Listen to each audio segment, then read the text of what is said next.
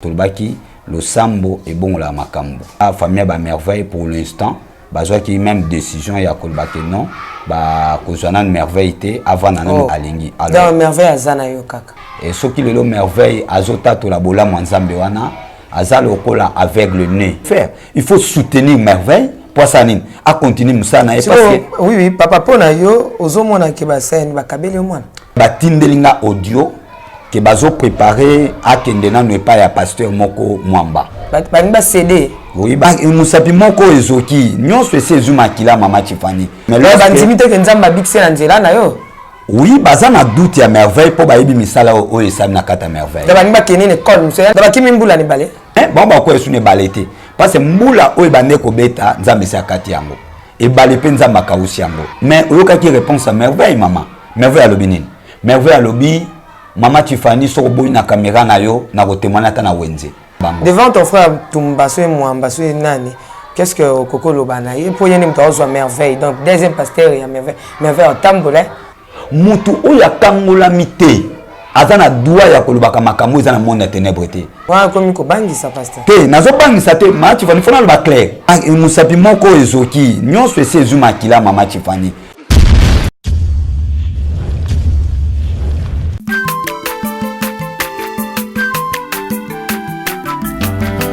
Mwana moto te po akosangai abongwa ni pete po awangana nzambe ya le nazarien le nazarien le nazarien le nazarien bana kitoko koma mokondima atako babakolaki mafuta na mosakolima lelo ya yo bolingo ebateli le nazarien Lipamboli oye mona na katempeni mama kantelobi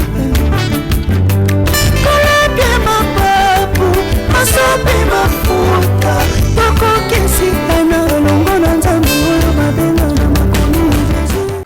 Bonjour chez vous, shalom peuple de Dieu, amoureux et amoureuses de Jésus-Christ. Bienvenue sur Nazaréen avec la princesse de l'Éternel, maman Tiffany Mokwa. Que le Seigneur vous bénisse. Nous avançons sûrement lentement à la fin de l'année. Nous sommes déjà au mois de décembre.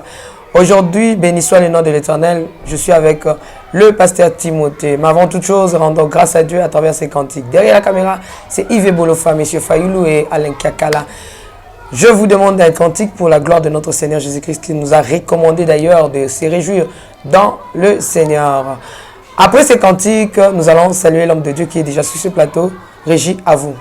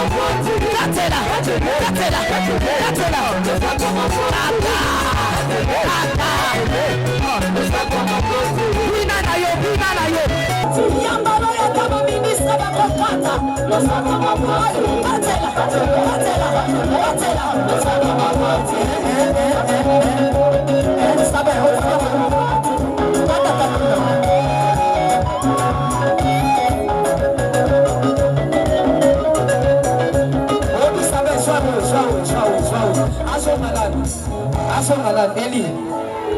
Okay, toka hold on.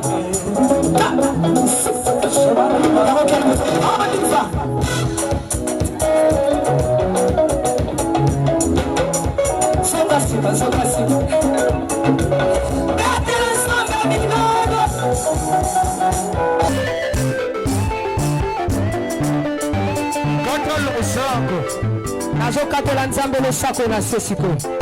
Nazokatela losako siko kuna. Nalingi nakatela nzambe losako. Losako awa. Aniva. Allez, katela. Allez,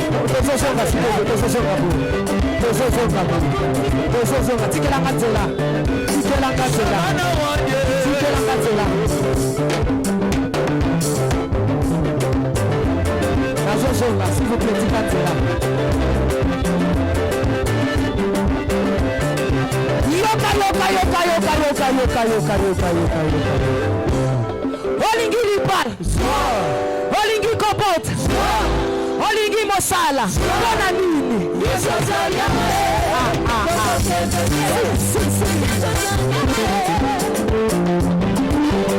Mobaya Mungu iko wapi, mabe ya Nzambe za wapi, soki tosanga na émission au témoignage oyo papa Timothée azana biso. Les gens se posent des questions, est-ce que de l'autre côté il y a qui? Il y a le frère Michael ou bien la sœur Merveille. Je suis avec le pasteur Timothée, je ne sais pas si nos bien-aimés sont cachés quelque part, mais moi je vis qu'il n'y a que l'homme de Dieu qui est sur ces plateaux. Merci à papa qui là-bas là, depuis l'Afrique du Sud, maman Lauriane. Merci à maman Betty Kokelea, à Nekab, que le Seigneur la bénisse abondamment. Merci à Nathalie Moussibou, maman générale au Sakonayo, à maman Marie-Claire Karawa, maman Foura Tabou et papa Kaïs. Que le Seigneur vous bénisse abondamment. Je disais au départ que je suis avec le pasteur Timothée, l'homme de Dieu, c'est lui le berger de son église, fidèle naïe. Et je vois là notre sœur que nous aimons beaucoup, la sœur Merveille, et le frère Michael, excusez-moi, le frère Michael. Sans plus tarder, je regarde l'homme de Dieu. Bonjour, Shalom, l'homme de Dieu. Bonjour, Shalom, maman Tiffany. Bonne santé. Santé, za malam nangolu ya nkolo Yesu. Nicole Belé. Oui, Mikole Belé pour toza bateau. Nzambe pas sali que grâce lelo na moni pe à bonne santé. Gloire à l'année. Na moni pe na champ de bataille na munduki na yo caméra na ezali. Nzamba pambola yo pour na ba sacrifice. Donc na vandi boy na moni obimi. Toujours zo bunda bitumba pour na nkolo Yesu azwa lokumu na ye. Donc eza musala o nzamba pesio. C'est pour ça lelo na moni na zane sengo na kanisa bande ko nyonso bazui grâce ya kolanda biso.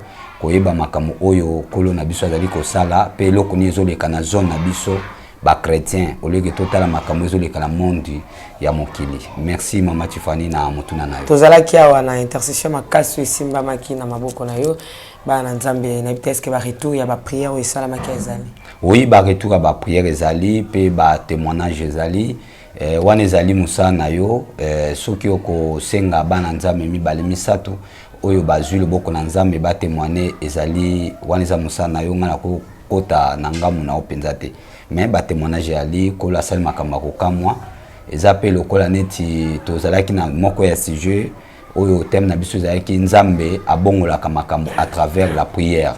Donc prière lokola échanger makambo nazalaki na problème moko otoza nango bana Nzambe ezoleka na zone na biso eza lokola ba makambo to leka nango tolbaki le sambo et bon la makambo. Donc même ata famille ba merveille pour l'instant bazwa qui même décision ya kolbake non ba kozana merveille té avant na pour na ba raison moko zali songolo. Mais pour moi je vis que c'est la prière oyo échanger avec une décision wana et na éviter pourquoi Nzambe azo changer toujours décision moko na kati ya vie ya mutu moko ya landaki biso le sambo mokola les 30 parce que zaki moko ya clôture auto saki 30 jours ya prière liboso na Nzambe ko bisa Nzambe ke toza na besoin citation moko bongwana même pour notre pays même pour ba vie ya ba chrétien même pour ba citation auto zo vivre pe Nzambe na kanisa akota ki li campé ya merveille abino pour le moment merveille akenina nte avanda tu mokolo o Nzambe alingi alors merveille azana yo kaka. Oui, merveille azali bande konoso bazolanda ngai même ata bande konaye oyo babotami na nzoto bazolanda. Akena mwanda te. C'est le samba bana Nzambe sali hein. Oui, le samba bana Nzambe sali pe ko continuer ko sala et ko continuer ko sala parce que nayebi ke Nzambe ayoksa bana esonité. Nzambe ayoksa bana na esonité et soki ya solo Nzambe akangoli merveille et soki lelo merveille azota to la bola Nzambe wana azalo lokola avec le nez. Avec le nez, selon Mukanda ya Jean chapitre 9 verset 1er, Bible lobi ke ezaki na mwana mobali moko azaki aveugle wuta kobota manaye. Alors batu nyonso bayebi na histoire wana. Na kotala pe na ngama merveille, batu nyonso libota bayebi na histoire oyo ezali azali ndoki ezali susu ya koboma na te. Alors lorsque batu bayebaki na histoire wana, Bible lobi ke babandaki komemaye na nzela pona kosenga mabonza. Alors, lorsque bandai kosenga vina ekomaki bongo. mais ça qui lorsque ya ko senga azui banga neko ya kozwa et ba zongisier mais bilobi ke mukolo kolo yeso azoleka baye koli batuni mutuna babi nkolo pona ni mwa mobali oyo abotama aveugle bilobi kola talié ayebisi bango pona ye ezali pokembo ya nzambe emonana lorsque yesu abandaki koloba abwaki soyi babike asali yango potopoto apakoli mwana mobali wana na misu ayebisi ekende na liziba Siloé po osokola elongi.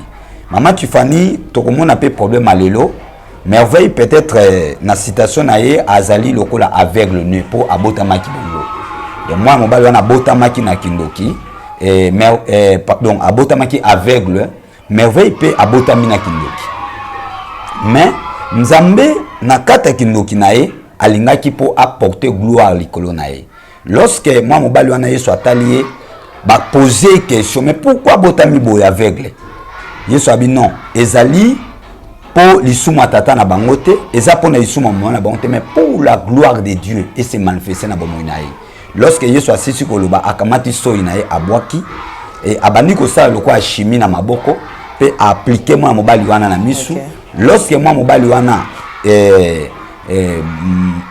misu emoni mais emoni lokola komona batu nyonso te emoni lokola banzete soko yesu arekomanda biboye bokamata ye bomema ye ntina liziba Siloé bato bakumbie bamema ye ntina liziba Siloé là nakoki koloba eza lokola famille ya bamerveille mwana bango abotami bongo mais mutu moko akumbie eza lokola Didier amemi ye ntina liziba Siloé alors moi mobali wana lorsque asokoli elongi balobi ke amoni clair tant amoni clair abandi ko témoigner ma Tiffany omoni mutu soki amoni ka bola mwa nzambe ata olobi ofreneye au contraire o permettre ye pour à continuer ko sala o yazo sala pourquoi lorsque amoni clair bilolobi ke batu oyo bayeba kiye bakomi ko ba eza yete eza lokwa na famille bayebi merveille bongo so bakomi ko ba eza yete merveille akoyi ko bikate.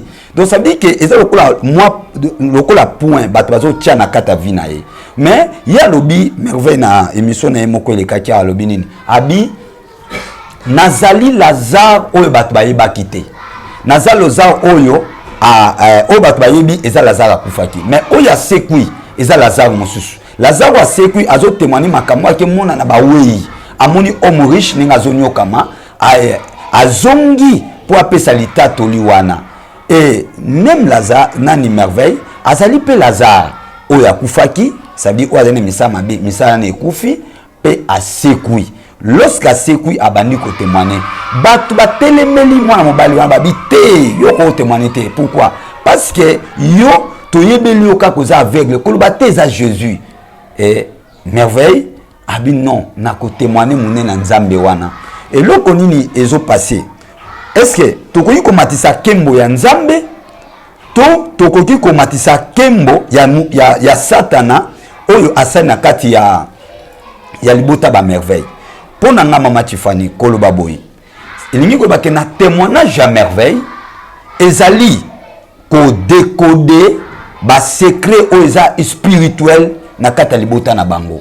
Alors, ce qui montre mon na kata libota na bango a eu chance à coller na témoignage à merveille.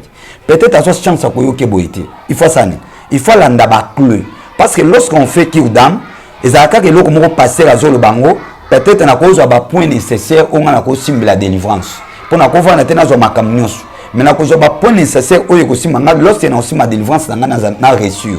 Alors, n'engé moko pe na kata ya témoignage à merveille, mais a pe ça on a ba détail. Et loko na loko clé na clé azo décoder yango sur ce qui monta libota fait ba merveille il faut luka yiba ba secret libota na bango qu'est-ce qu'on peut faire il faut soutenir merveille pour ça nini a continuer musana et parce que oui papa pona yo ozomona ke ba scène ba kabeli mwana bon non seulement que nzamba longisi non kolongisa elingi ko baté que nzambe ba kabeli nga merveille te ba kozwa merveille ba kozwaye na lobi que pour l'instant merveille a keité merveille azali. Alors, bakozwaye babengi opete bon babengi ngate mais batindelinga audio que bazo préparer à kendena ne pas ya pasteur moko Mwamba. Balingi CD. Oui, balingi ba memaina ne pas ya pasteur Mwamba. Et ceux qui pasteur Mwamba kolanda message oyo na koloba boye. Omoni ba fasaka témoignage té. Ba fasaka témoignage té lorsque balobi ba memi pas ya pasteur Mwamba pour nangai na koyebisa peuple de Dieu, puis na koyebisa famille ba merveille, ça veut bazo croire na délivrance. Donc on va croire na délivrance pour me maïsko et pas ya pasteur Mwamba. Va changer pasteur. Va changer mais là bantimité que nzamba bixé na nzela na yo. Oui, baza na doute ya merveille pour ba yebi misala o esami na kata merveille. Da banimba keni une école, monsieur yani tumtalongo une école oyo. Oui. Amemi une école mususu donc pasteur Mwamba nda kokaye je crois. Bon, eza lisusu ne loko moko te o pasteur Mwamba. So pasteur Mwamba ozoya lokola mwana 26 na ndako. Azoya lokola mwana 20 na ye. Da bakimi mbula ni balé. Bon, bakimi mbula ne bale ndenge lobi. Omoni mama Tiffany ndenge lobi ke bakimi mbula po bakoya ne bale mais bon bakoya su ne bale te. Parce que mbula oyo bande ko beta nzambe sa kati yango. E bale pe nzamba kausi yango. Mais problème zanini. Na koyi ko ebisa bandeko oyo bazola nanga na famille ba merveille. Nga lokola pasteur na makama délivrance maman. Je vis beaucoup de choses. Ba réalité oyo ezali lo parce que to leka na télévision mais eza ba bloko ya to bikaka yango. Mais toyebi ebande nango toyebi pe suka nango ndenge ezalaka elingi koyeba ke nakoyi koyebisa bandeko oyo ya merveille to bandeko balandi nga na émission omoni taba oyo alalaka libanda soko olingi otuna makambo esama na butu benga taba na mbwa akobetelo makambo mingi oyo yamona na butu peut-être bato bayokaka mbwa azoganga na butu bayebi te mbwa azoganga nini okobima pe boyo tali mbwa esika azogangela omoni na mutu te mais monika mbwa azoganga mais misu oyo mbwa ezomona makambo moya ko koibetela oyo ezate parce que ezoloba minoko batu yazoloba minoko ba mbwa eza lokola langage auto parler sur les témoignages ça dit biso za langage mususu famille na bango eza makambo mususu mais misu na biso pe moni ndenge mote munoko na biso moyelo ba ndenge moko ezalité pour dire que ce que moni mbwa omoni taba tala makambo nini yazomona. Mais pasteur Timothée, vous avez sengoté nga kutu na CP so ba changer pasteur Mwamba qui est testé. Na CP yo ozo ko zwango ndengini o ke bazui batinde pa pasteur Mwamba pa kendo tester, batinde pa pasteur Mwamba pa kuma vanda kuna, batinde pa pasteur Mwamba po kuna ekoleka na internet ité bakimisi ba émission yo ba kende pa pasteur Mwamba ou comment to bazondima yo ndeti. Bon, eza kondimanga te bazondima nde Yesu te ke Yesu abikisaka. Omoni mama Tiffany na matueur ya musala o nazo sala eza kaka merveille te nazana batu. Nazana batu o bazali bazui ba témoignage baza délivrer mais baleka na wana témoignage te. Merveille parce que yimo kwa sengaki. Nazala ki ana kuti bino na discussion, otuninga papa mais c'est quoi? Ngabi non. Abi papa, je dois témoigner. Alors, ceux qui n'ont pas témoignage, ils ont na télémeli psaume 40, verset 11. Na télémeli témoignage, où ils ont témoigné vers l'ensemble.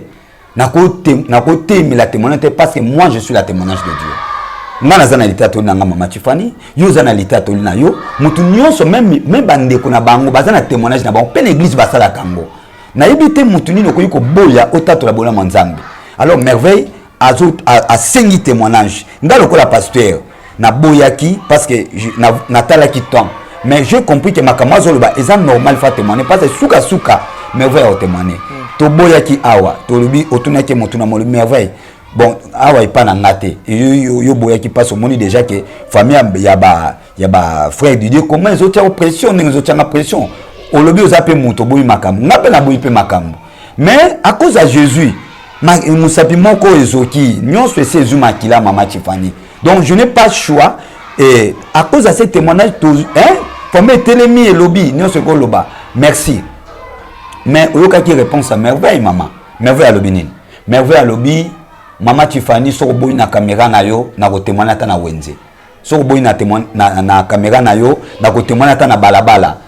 Et puis témoignage nanga na koyebisa mutu nyonso. Donc nazana droit koyebisa mutu na sauver pour na uti ko sala misala wana na moni o ezakuna.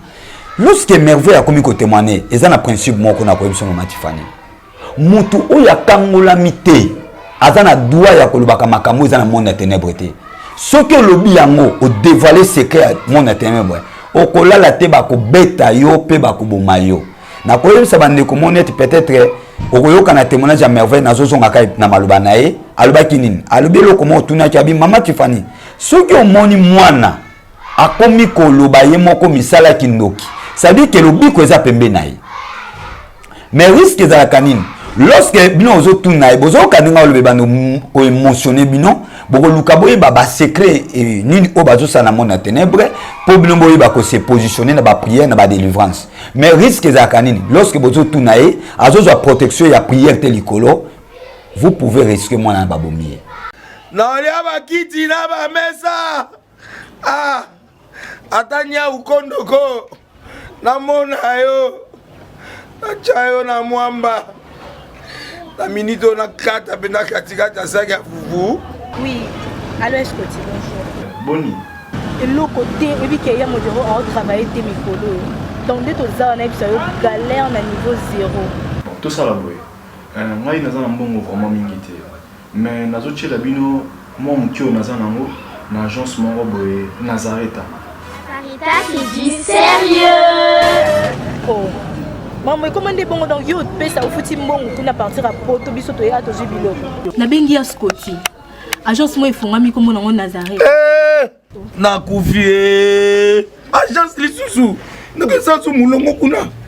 Pour nous là susu. Kuna eza mambo mulongo te. Ye si afuti mbongo kuna partir à poto biso tozo ke ko récupérer biloko oli. Ah tika boyeko. Yeso mona makama bongo na monte. Bat papa si mbongo kuna biloko ke récupérer biloko oli na agence. Ezalaka. Mais yango bandi. Maman.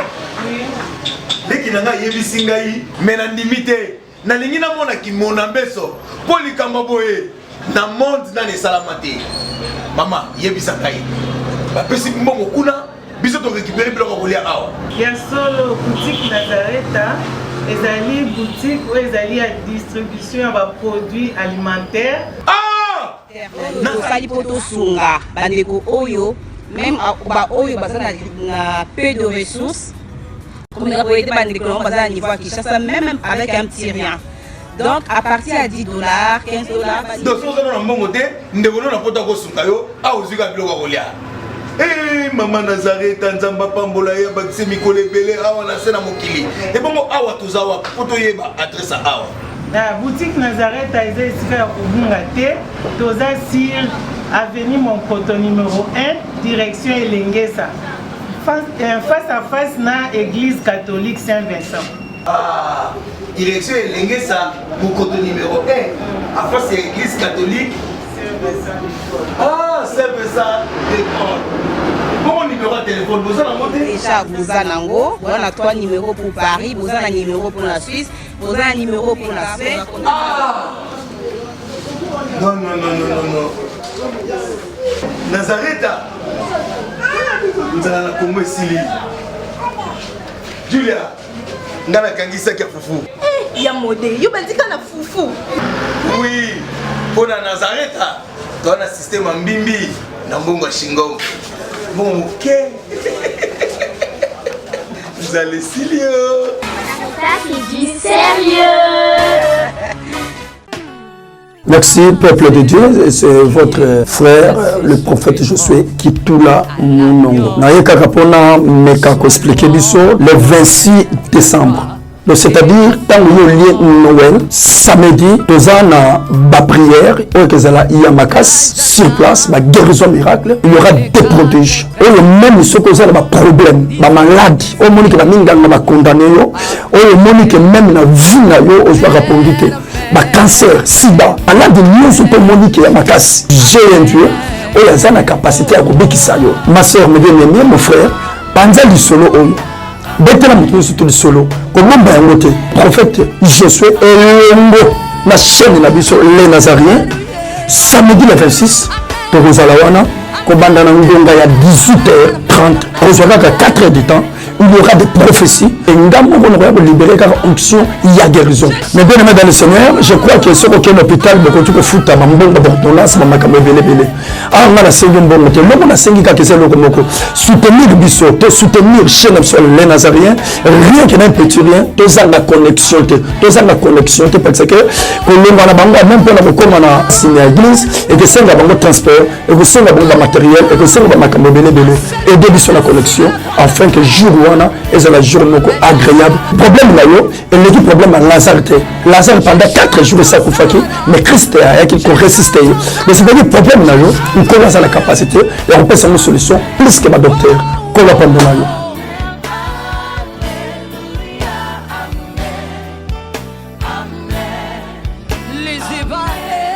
Vous pouvez risquer balongoli maele. Au moins moi na komi lokola zoba aotala makambo maoyeba te po bomoto bazwi yango. Et arriva ming peut-être ndeko zo landanga bazaka na mwana bana lo babongo un certain temps ba se retrouver que mwana lo basio le côté surtout ni azota lokabo. Pourquoi? Et si ba bébissier na monde spirituel. Alors merveille azabongo azamwana oyo nana yebi musala oyo nkola pesingai. Et si je suis pas confirmé na délivrance ya merveille na ko passer yete pour atteindre. Mais ce qui nous a masali ngolu na yebi que témoignage ya Yesu va face à ngoti. Au contraire, si mon union soit à côté les mains pour effacer témoignage à merveille, moi je dis comme un homme de Dieu, aïebake au contraire, azobundisa merveille, mais azobundisa de Jésus. Ouais, comme ko bangi ça pasteur. Te nazo bangi ça te, ma tu vas nous faire le clair. Au moins les kambo ezali kama nzambe. Ah. Ezali kama nzambe et bien aimé dans le Seigneur, là je te dis, na sur nelo na oloba. Donc lorsque mutao combattre témoignage alors ça musala lokola Paul oya bande ko bomba ya Yesu abate ministère na amen te ministère na mama nzambe si abimisa na lulengi na ye oza musala na osala eza lokwa neti musala yozo sana kamera ngam na peso yango te mama tifani obanda musala na okala oza bandengi na oleki batu baza ba preuve na yo na kata nini donc eza pasteur Timothée te donc eza pe lokola témoignage te eza mutobo ya moti. Parce que lorsque moi je travaille dans kata piakulis ou balu na kata piakulis na kata nkuku nazo sa musana ngai mais na grâce à caméra ne sali eleka donc bango bazo côté mela ngate ba côté mela Jésus alors mutozo te mela Jésus na habité dans quelle façon obi na vie hein maman tu fani photo ndima ba humiliation bilobi mikiti sanza mosani ni autombola yo témoignage ya merveille pour na libota peut-être za bazo kitisa bango mais ce muto kitisa bango eza merveille te eza misala ya libota na bango eza pe nzambe te so bango pona ni faut ba bimisa misala na bango ya libota na bango ba exposant devant Yesu et Yesu ani atango lorsque Yesu ani atango et vous avez la délivrance totalement na kat na bango devant ton frère Tumbaso et Mwambaso et nani. Qu'est-ce que Koko Lobana il pour yene mto zo merveille donc deuxième pasteur ya merveille en tambolé. Na mwana ba pasteur na mwana kuna pasteur soki Kabila ah ouais susu pasteur soki pe a Timothée pasteur Ntumba il m'avait envie pasteur Ntumba te ba le kala zaka ba même pas pasteur Ntumba bon na tuna ki na ko examiner na ebité soki simplement ka kumba ngozo baluka ya ndeko mosa na nzambe mais na tuna ki mwana lorsque batini nga audio na pesa ki na tuni mwana est-ce que oyebi mutu oyo lokola mutu na nzambe bazo tinda yo kuna parce que kala to longa maboko nanga soit sûr que ozala kuna alors l'enfant a pleuré a bisinga papa non nako lobabo nayebi numéro nayebi adresse nayebi pe église pour nazala ki kuna bon nayebi te na ba détail moi na côté zate peut-être à se confondre mais moi na lobi lorsque na pesa bi ayebi kuna ayebi kuna zaki déjà devant mninga na tanga zo mwana yo websen bon eza musala eza libota nga na koki ko boya te po ya zo mwana nayebi ke Yesu asali musala nayebi ke soka zo mwana azu mwana lokola mwana ndeti ngapi na zala oui mais lokwa sérité bon moi azu alobi ke yo salem sate nda salim sala bon ezali yete eza yete eza langage na yete eza langage ya libota ne moni ke musali salamité yango esepeli ke mwana kende kuna alors eloko ngana koloba ezali na pesi réponse mo awa mama Tifani taba oya lalaka na butu libanda amona makambo ebele. Ça veut dire que na expérience oyo moi mokenza masali biso to leka nango na yebi makambo ndenge bandaka na yebi pe ndenge esukaka. C'est alors que na koki jamais ko boya ndeko azwa mwana akozwa mwana bimi akozwa mwana ka lokola mwana ke ovane pa na ye mais soki makambo so ekoya na sima wana elinko bake libota bango moko balingi kolobake merveille a eu délivrance.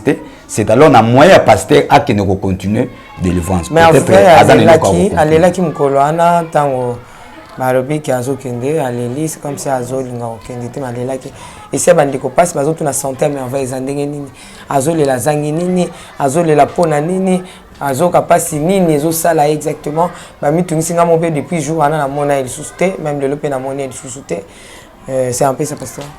Oui, au moniété parce que na bombier na sima montagne selon Genèse chapitre 19 ba ange ba yebisi Lot ba lubi kende ko bomba mana na sima montagne. Alors merveille aboma mina na sima ngomba et ngomba ngoza mokolo Yesu jusqu'à ce que tozela oyo décision ezali koya na libota. Bon, eloko ya mibale ezali ko lakisake na bana na nzambe merveille aza bonne santé, merveille aza bonne santé azotanga kolo Yesu otangisa ye et kolo Yesu azobatela ye kolo Yesu ndenga batelika yo ndeko zolanda ngai vous na bonne santé merveille aza na bonne santé donc Yesu azobatela ye Yesu pe azotangisa ye. Merci beaucoup bato parfois bazo sana ba doute ya merveille parce que bazo mona lo moko te palpable boy et kondimisa ba oh merveille. Il y a solo vraiment bon wani que est-ce que l'exi na beta parce que tout na na frère Michael est-ce que l'exi Michael na betape est-ce que okena ndako na bango ke ko délivrer est-ce que OK ko longa ba signe tout mona ki okena ndako na bango longa ba signe est-ce que Michael a dekina délivrance tout mona ki est-ce que betape ya merveille et comme na niveau nini papa.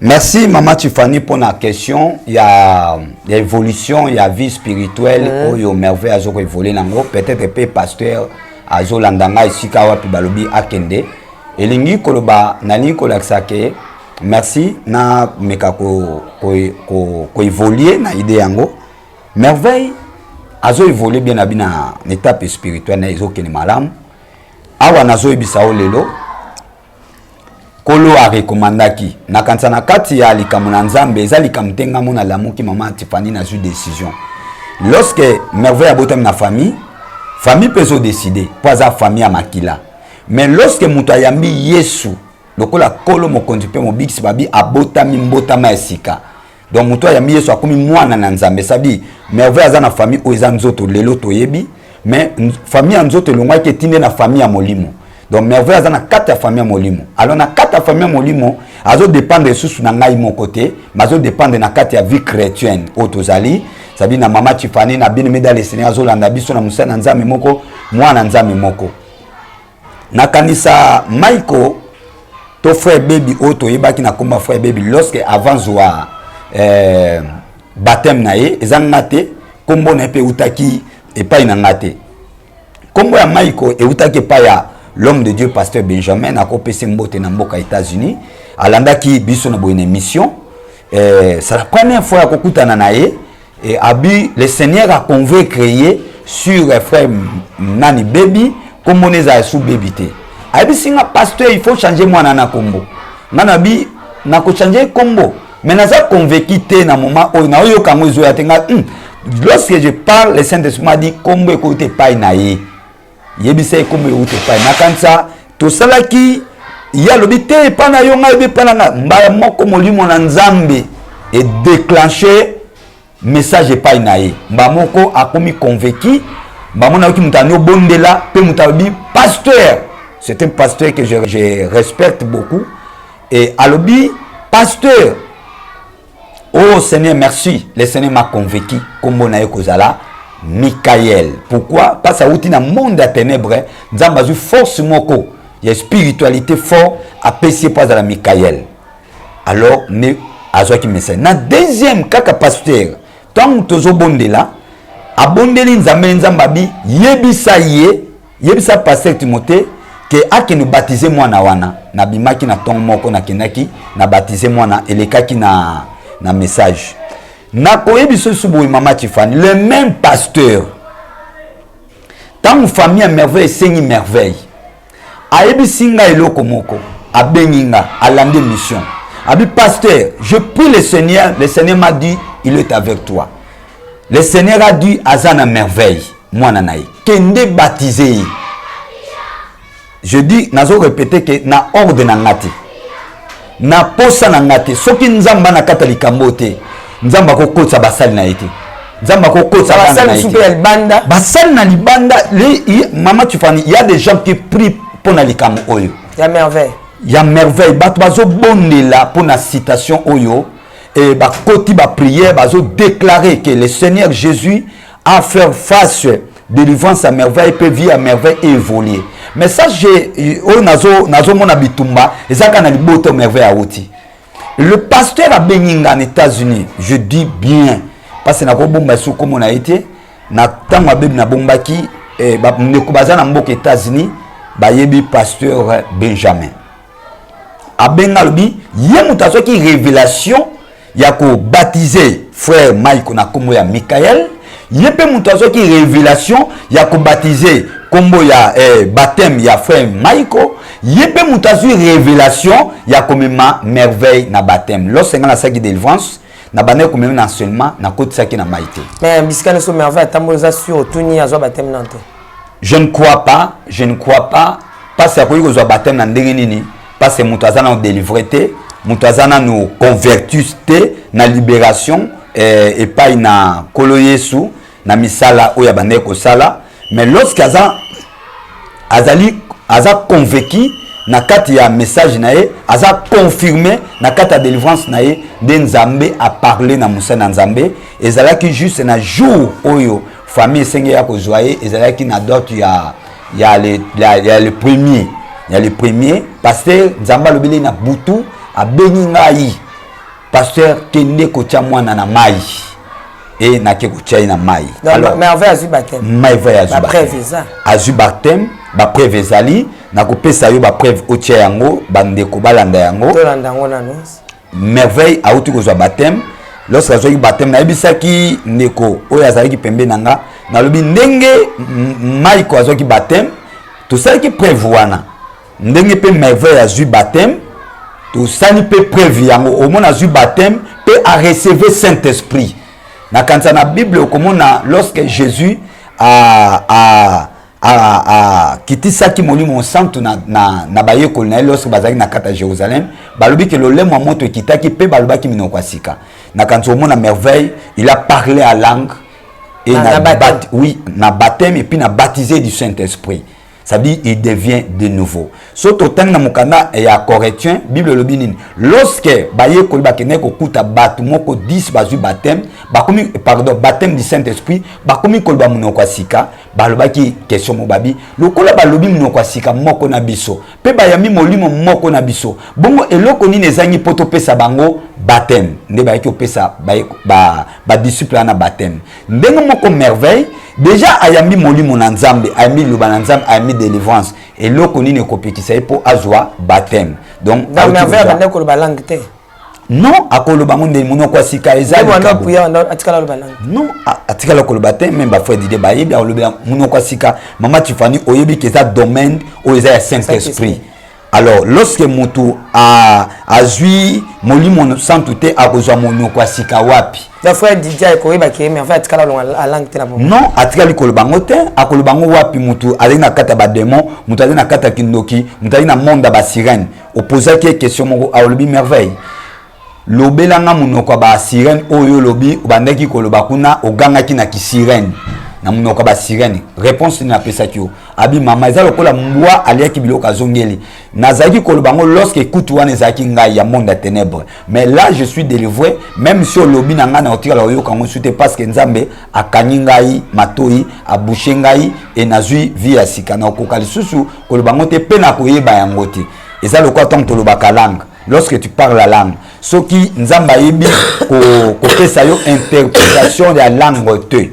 Ndenge nini okoyeba ke munoko zoloba. Loba ke nzamba pesio koloba munoko asika pe apesio interprétation ya munoko zoloba eza batu musu alobaka langue maibite mama oloba mais ça mutu musu lorsqu'il prie na langue ayebi makambo ya zoloba na langue. Merci beaucoup papa tozo kita tota la vidéo na maintenant to tunaona par rapport ya baptême de merveille ba changer na kombote. Bon, normalement ba changer na kombote eloko ne eloko ya kana tanango. Ce qui est Seigneur Nzamba changer combo à changer, ce qui parle bien attirer na comme merveille pesa bien. Et ça n'a bien, mais ce qui Nzamba linga baksaye oyo mususu peut-être na ngate, peut-être na yo, peut-être penande ko mususu oyo azolanda biso ndenge pesa makina maiko. Mais pour le moment, merveille azaka na kumba merveille. Merci to landa vidéo ya baptême ya notre bien-aimé merveille bongo tozonga na quelques petites questions il y a une vidéo autour de la régie à vous. Merci, peuple de Dieu. C'est votre frère, le prophète Josué, qui tout là, mon nom. Naye kakapona mekako expliqué biso le 26 décembre. C'est-à-dire, tant que lié Noël, samedi, tozana ba prière, il y a makas sur place, ma guérison miracle, il y aura des prodiges. Et même ceux qui ont des problèmes, des malades, au moment que minga na condamné yo, au moment que même na vie na yo, on doit répondre ba cancer, sida, malade lié sur au moment que makas, j'ai un Dieu, et il y a une capacité à kobekisa yo. Ma sœur, me dit mon frère, panza li solo oyo. Betela mutu sur le solo comment ben ngote prophète Josué elongo na chaîne na biso les Nazariens samedi le 26 tozala wana kobanda na ngonga ya 18h30 kozwaka 4 heures du temps il y aura des prophéties et ngambo on va libérer car onction il y a guérison. Mais bien aimé dans le Seigneur, je crois que ce qu'aucun hôpital beaucoup tu peux foutre ma mbongo d'ordonnance ma makambo belé. Ah on a la sengi mbongo te loko na sengi ka kese loko moko soutenir biso te soutenir chez les Nazariens rien que n'un petit rien toza la connexion te parce que kolonga na bango même pour na kokoma na signer église et que senga bango transport et que senga bango matériel et que senga makambo belé et de biso la connexion afin que jour et c'est la journée agréable. Problème là, et le problème à Lazare. Lazare pendant 4 jours, ça fait mais Christ a qui résisté. Mais c'est-à-dire problème là, on commence à la capacité et on peut une solution plus que ma docteur. Qu'on va prendre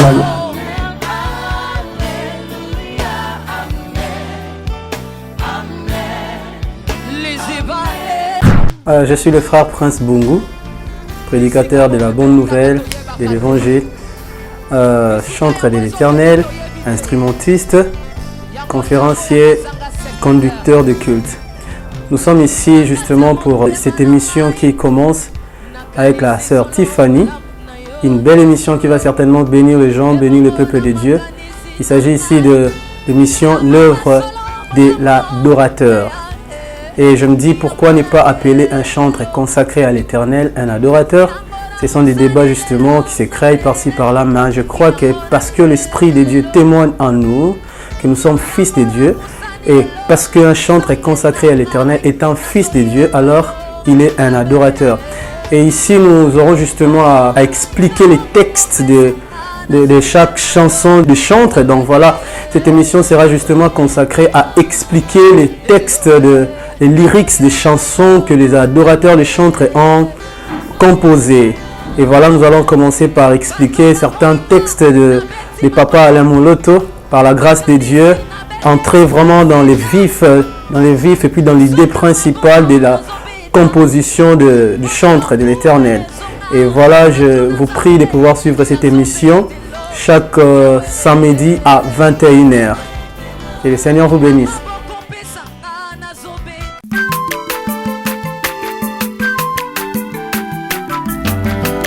Mwana moto te po akosa ngai abongwani pete po awangata Nzambe ya le Nazarien, le Nazarien, le Nazarien, le Nazarien. Bana kitoko koma mokondima atako babakolaki mafuta na mosakolima lelo ya yobolingo bateli le Nazarien. Lipamboli oyo mona na katembeni mama kantelobi kolapye mapapu masopi mafuta toko